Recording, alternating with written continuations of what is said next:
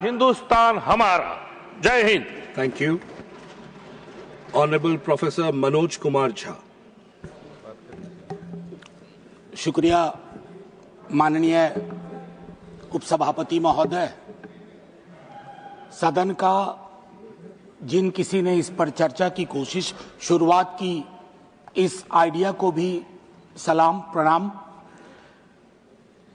एक चीज शुरुआत में कहना चाहता हूं, हरिवंश राय बच्चन जी की आत्मकथा का एक खंड है पहला, जिसका शीर्षक है क्या भूलूं क्या याद करूं। तो मेरे लिए यह अवसर 150वीं वर्षगांठ या सालगिरह इस खूबसूरत गीत का एक अवसर भी है आकलन करने का।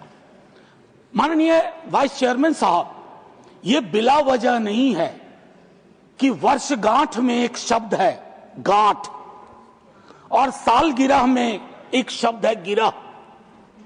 तो ये गिरह और गांठ को समझे बगैर 150वीं साल का उत्सव गान, उत्सव मैं समझता हूं आधा अधूरा होगा, बेईमानी होगी हम सबके बिहाफ पे।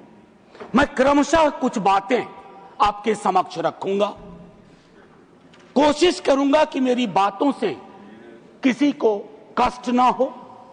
इसलिए नहीं कि मेरे पास कष्ट पहुंचाने का कारण नहीं है, बल्कि इसलिए कि कष्ट पहुंचाने में ही इस देश की ऊर्जा जा रही है।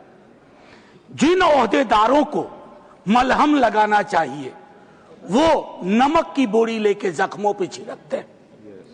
तो इस परिपाटी को बंद करने की चेष्टा होनी चाहिए।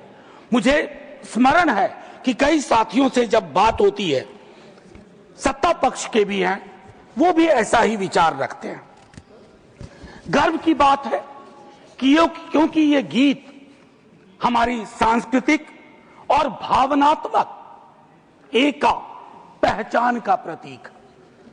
बंगाल में लिखा गया लेकिन सरहद पार कर गया, सिर्फ इसलिए नहीं कि इसके बोल बहुत अच्छे थे।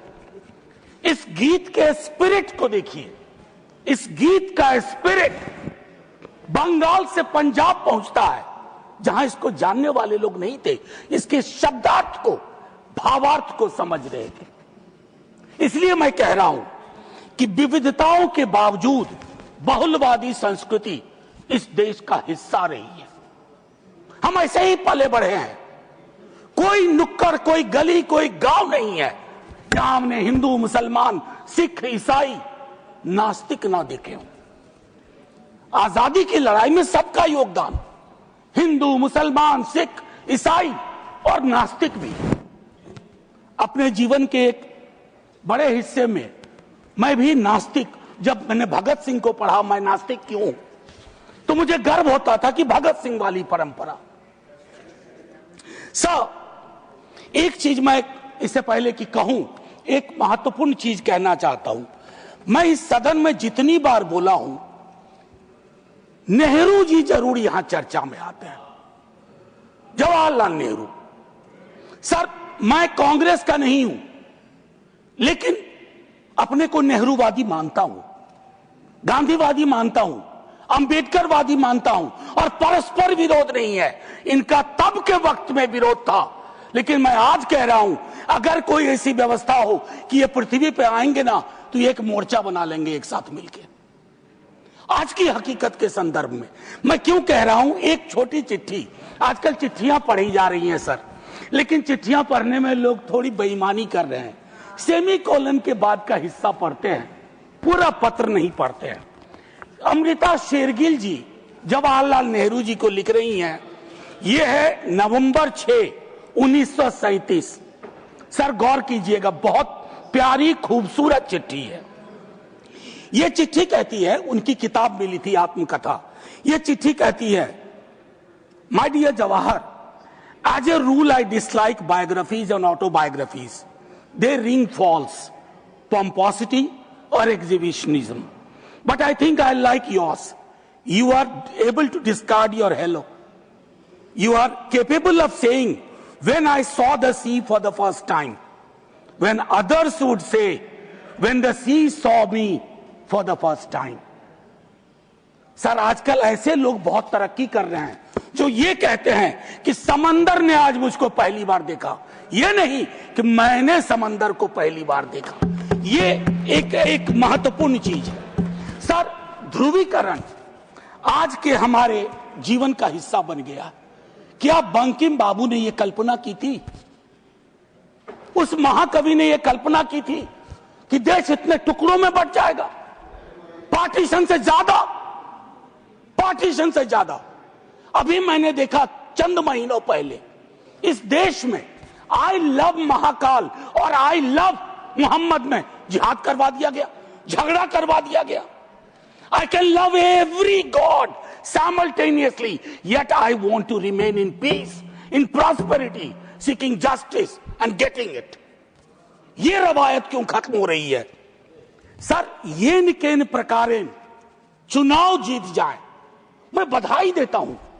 चुनाव जीतना एक कला है, हो सकता है ये इस कला में आप निष्णात हो, लेकिन सर मैंने कहा तो मैं चोट नहीं पहुंचाऊंगा, लेकिन चुनाव जीत जाए और देश हार जाए, देश टुकड़ों में बंट जाए, गलियों गलियों में नफरत की फसल हो, ये कौन सा वंदे मातरम है? ये कौन सा वंदे मातरम है? मैं सिर्फ ये कहना चाहता हूं, चुनाव जीतने की कई पद्धतियां हैं। कुछ पब्लिक को पता है, कुछ अभी नहीं पता है, आने वाले दिनों में पता चल जाएगा, क्योंकि इस मुल्क में कोई सीक्रेट बहुत दिन छुपता नहीं है।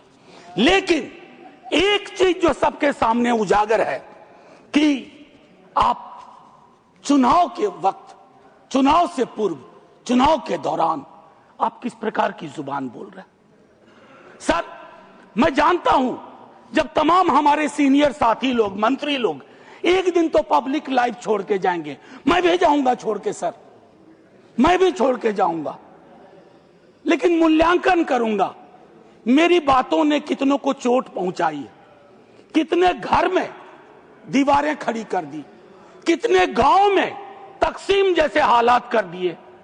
मैं वंदे मातरम के माध्यम से कश्मीर पे बोलूंगा, शाम में मेरी ट्रोलिंग हो जाएगी, मैं नहीं बोलूं क्या? चुप हो जाऊं भय से, डर से? सर 1 मिनट का वक्त दीजिए, मैं ज्यादा वक्त, मेरे दूसरे स्पीकर हैं वो बोलेंगे, बस मुझको 1 मिनट का वक्त दीजिए। मेरी बातें अधूरी रह गई हैं, लेकिन ऐसे अवसरों पर अक्सर होता है।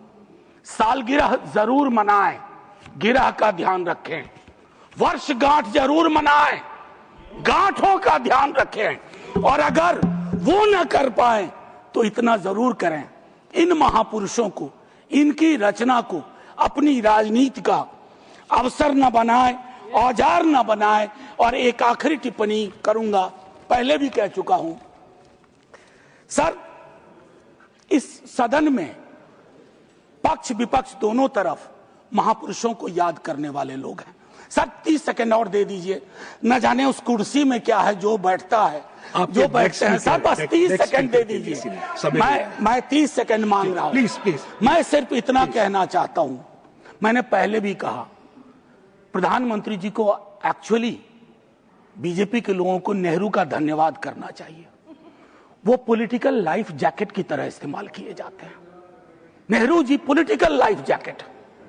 इसलिए कल सदन में एक नेता ने कहा, मैं आज यहां दोहराता हूं, एक दिन तय करिए और तय करिए कि मुकदमा हो। आप भी जिरह करिए, हम भी जिरह करें। मैं इतिहास का छात्र हूं, दिल्ली आया था एमए हिस्ट्री करने, धारा थोड़ी बदल गई, लेकिन आज भी इतिहास को संदर्भ में देखता हूं। 1937, 1905, 1915 की बातें पढ़ूंगा तो पूरा पैराग्राफ पढ़ूंगा, सेमीकोलन के बाद नहीं पढ़ूंगा। और मेरा इतिहास बोध 14 से पहले का है, 14 के बाद का नहीं है। जय हिंद, वंदे वंदे। Thank you. Doctor M Thambidurai ji.